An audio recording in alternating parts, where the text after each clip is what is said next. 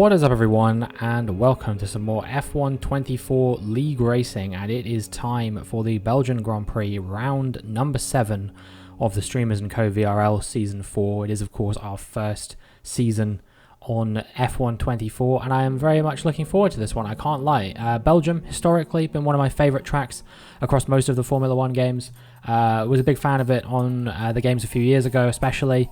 I've kind of gone off the boil with it a little bit in recent years, but this will be the first time that I will be racing it really properly on this year's game. I think maybe we did it in the F2 career mode, but I've yet to get there in my F1 career mode so far. So yeah, this will be my first time racing around here, but I'm looking forward to it nonetheless.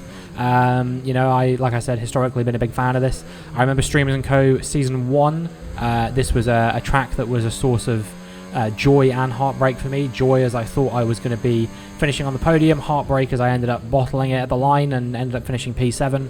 But yeah, I'm hoping that we can have a good race around here again this time around. I did a 1:44 flat as my first qualifying time, which actually isn't very good.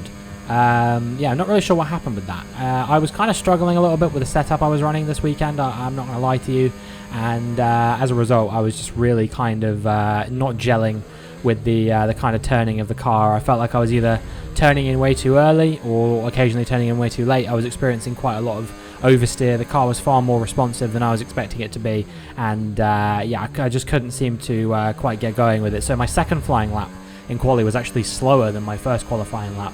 But, you know, I really pushed flat out on my third qualifying lap. I was like, right, you know, it's now or never, win or bust. And, well, amazingly, things actually went pretty okay for me here. You know, you can see I'm 2 tenths up at the moment, currently in P8 here in qualifying. But we go a little bit deep into the bus stop chicane. However, I don't go absolutely terribly through the final couple corners here, so we do end up making up a tiny bit of time. So 1:43.7 will be our final time here. It's not good enough for us to improve any, and we do get booted down into P9 there, and at the end of the session it will be P9 for us. So yeah, we don't lose any more positions after that. There are a few people serving qualifying bans here in the qualifying, including, I don't believe either Barmy or McLean were, to be fair. It's actually Barmy's first race this weekend, but KK was. So yeah, his disqualification is because he accidentally set a time, forgetting he had a quali ban. It is Alfie on top in qualifying, followed by Bjarni, Alex, Clifford and Harris in the top 5, then Phil, Costa, Simple, myself and Sosa, who is also brand new to the league. I believe it's his first race of the season. Today he's a reserve that might be standing in on occasion, and well, you'll notice that it's pretty grey around, but it doesn't seem to suggest that there's going to be any rain here. So yeah, we're going to be doing a soft medium. Now I know what you're thinking. Wasn't it literally very recently that you were like, I'm never doing a soft medium again because medium hard is always the way to go? Belgium might be like one of the only exceptions to that, where you actually do have a viable soft tyre. So yeah, we're going to be starting on the soft compound tyre, and then hopefully taking that to about lap 10, and then we will be boxing onto a set of mediums to the end of the race. So we'll see now what we can do as the lights come on. And the lights go out, and I think we've had a pretty good getaway here. I mean, we are on the soft compound tyre, so it's to be expected maybe be slightly faster than some of the cars around us, but it seems like we've got a pretty good run on Simple here, but he's braked quite a bit later than me into the corner, to be fair. I was kind of hoping I might be able to get a better run through turn 1 than that, but yeah, we stay where we are, P9, and it seems like we're maybe slightly starting to pull away from the cars behind, maybe trying to close down those in front of us. There's a big crash there. I think that's Alex, that's Sim Racer. He's off already into the wall, and that is unsurprisingly a safety car out. He had a big high-speed impact into that wall, and yeah, I'm not sure. I think he had an incident with, I think it might have been Harris, but I'm not 100% sure who it was, to be perfectly honest with you. So yeah, big crash there going up Radion, which has brought out the safety car, and I am going to be doing something very radical here. I'm going to be boxing onto a set of medium compound tyres to the end of the race. Now, the mediums can do the entire race distance around here, so this isn't as crazy as you might think, but it is going to be very, very hard towards the end of the race. We're gonna be battling with the car quite a lot, especially when you factor in the fact I was already struggling on this setup quite a lot as well. But this is, I think, objectively probably the correct strategy to be on, for the simple fact that the mediums can go all the way to the end. However, one thing I wasn't expecting that you may be observing here as we take the safety car restart is that there are a few drops of rain on my camera. You can see that the rain is starting to come down.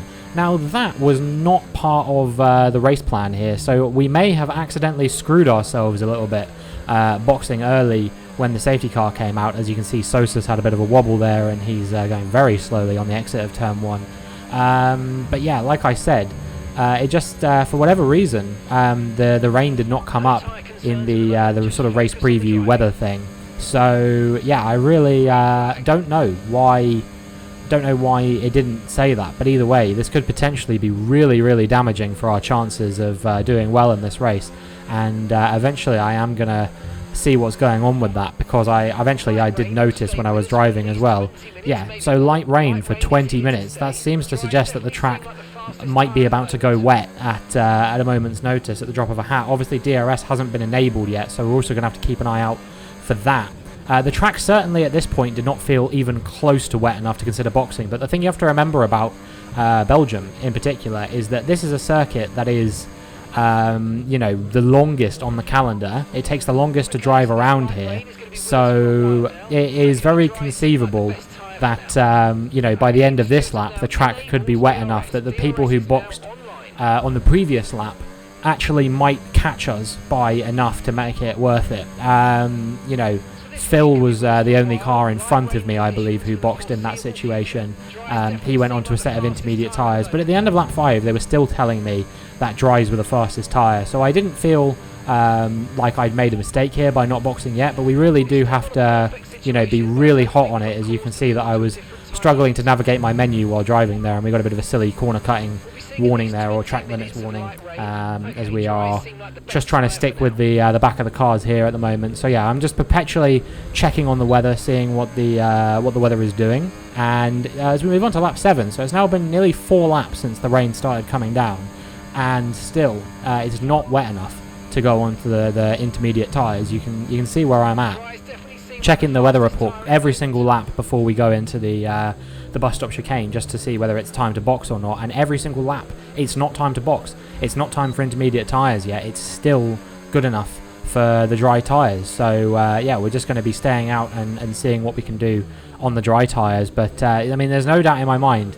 the racing line and the track generally is getting a lot slippier than it was on like lap 1, for example. Couple that with the fact that I am on very old medium tyres. I mean, so is everyone at this point, to be fair, but they've all still got to box again.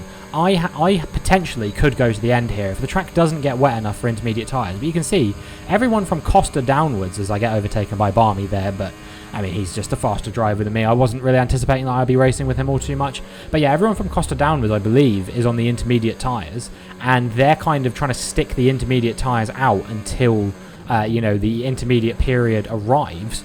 But remember, the rain is only here for 20 minutes or so, and each lap around here is about 2 minutes long, so potentially we've only got about another 10 minutes or so of the rain, maybe a little bit longer than that.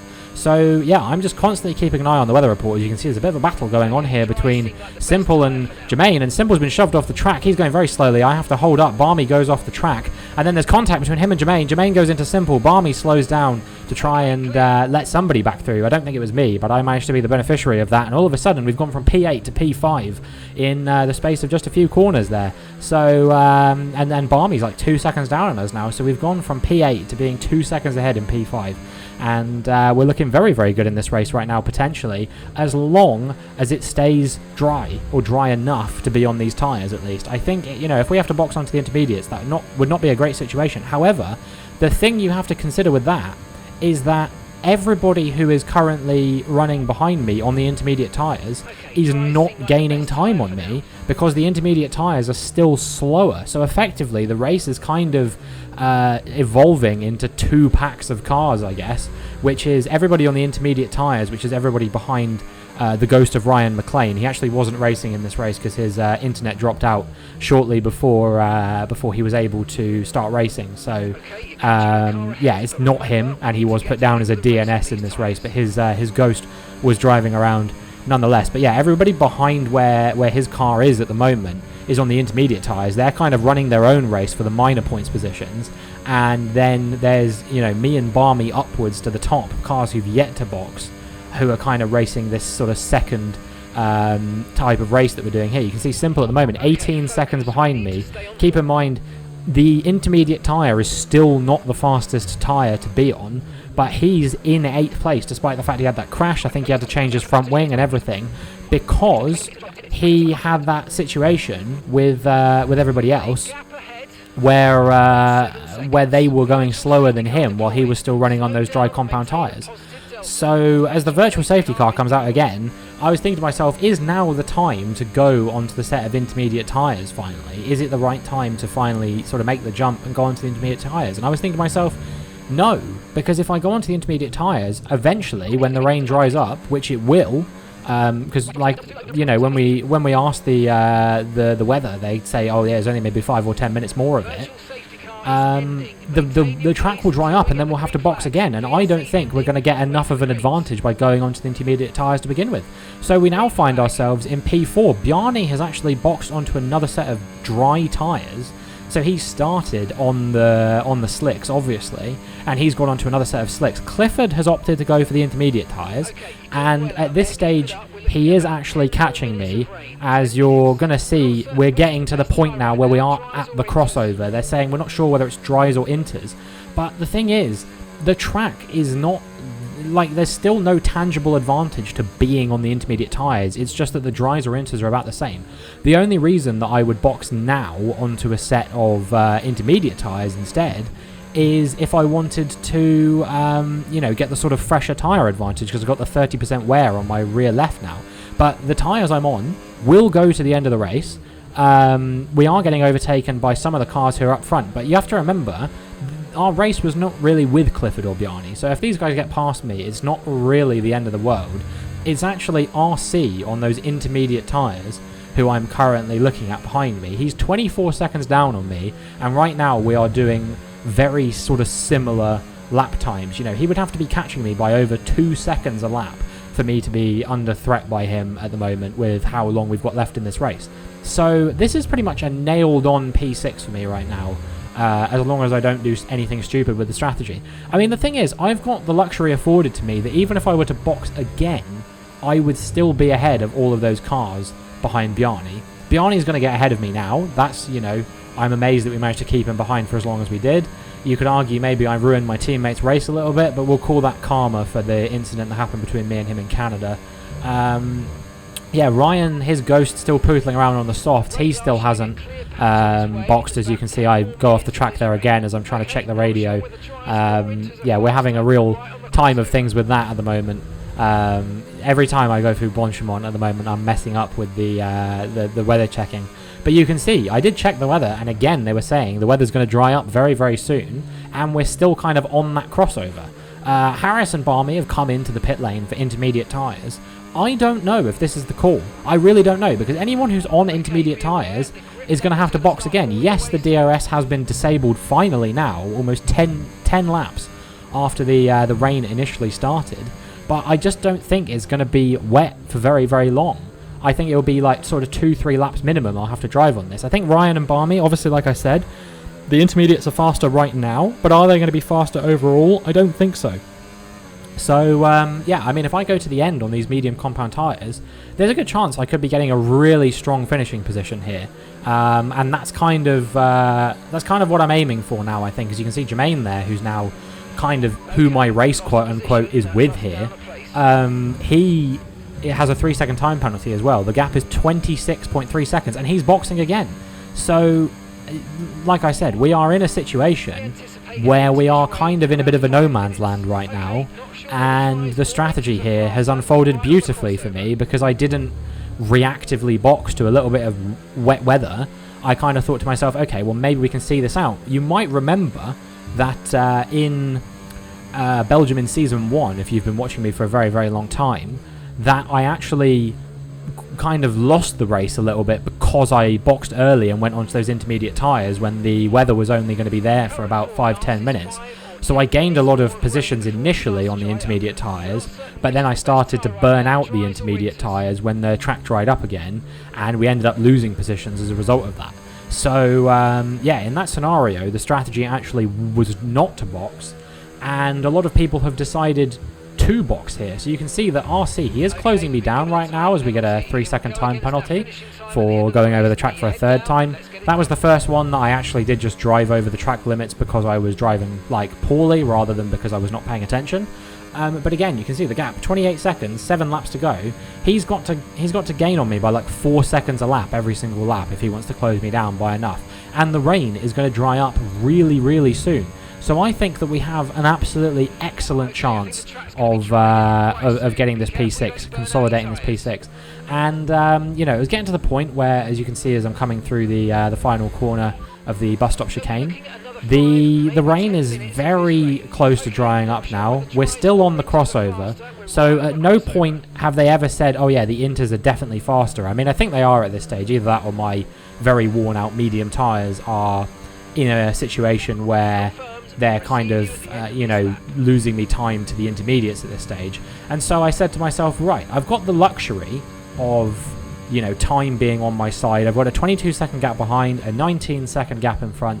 I'm going to do the sensible thing here, and I'm going to go onto another set of soft compound tyres, because I've got some from qualifying. Yes, they'll be used 1 lap, but I think they'll go to the end with no problems whatsoever. You know, the softs can do about 10 laps around here. So we come into the pit lane, and as you're about to see, as we do come into the pit lane, there is going to be a virtual safety car deployed, which is going to make sure there's absolutely no chance that RC behind is even remotely able to catch up with us. You know, it might have been pretty close between me and him on the pit exit before then. I think I would have been faster by virtue of having these soft compound tyres, but now, you know, I will be coming out comfortably ahead of him and with a chance to build that penalty gap away from him.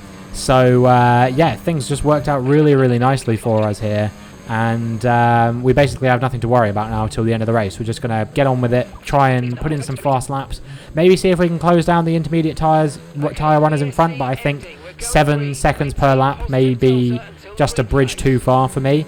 And just to make sure that I absolutely was going to be getting P6 here, RC also decided to pick up a drive-through penalty for speeding under the virtual safety car. So everything is absolutely fine. And yeah, we can just go to the end with no real issues. You can see that Harris and Clifford did end up boxing off of those intermediate tyres, and they're still quite comfortably ahead of me. Phil is now the car behind in P7 after RC served the drive-through. So I've not got anything to worry about there. He's 25 seconds behind me, and he's on older medium tyres. I'm on those fresh soft compound tyres. And so amazingly, as we make our way onto lap 22, you can see that the strategy that I adopted here somehow ended up being the right one. Barmy actually decided to stay out on the intermediate tyres. I think that might have been a mistake from him. It looks like it's going to be P4 only for him, and Harris potentially could still catch him before the end of the race. Probably not. He's got a 13-second deficit to make up there. But yeah, I mean, really, this has been very, very comfortable for us as we make our way through Pouan there. And you can see it is Alfie who has won the race here.